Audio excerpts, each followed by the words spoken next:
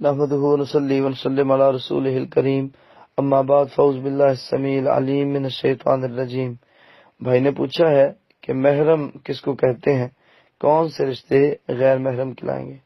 بھائی چوتھے پارے کی آخری آیت ہے، تو محرم کس کو کہتے ہیں؟ جن رشتوں کے ساتھ نکاح نہیں ہو سکتا وہ محرم ہوتے ہیں۔ تو چوتھے پارے کی آخری آیت ہے حرمت علیکم امہاتکم وبناتکم واخواتکم وعماتکم وخالاتکم وبنات الاخ وبنات الاخت وامہاتکم اللاتی ارضعنکم واخواتکم من الرضاعہ وامہات نسائکم وربائبکم اللاتی فی حجورکم من نسائکم اللاتی دخلتم بہن۔ یہ سارے وہ رشتے ہیں کہ جن کے ساتھ شادی نہیں ہو سکتی۔ اگر کوئی بندہ اس کو مزید تحقیق کے ساتھ حاصل کرنا چاہتا ہے تو اس آیت کو مزید اچھی طرح دیکھ لے۔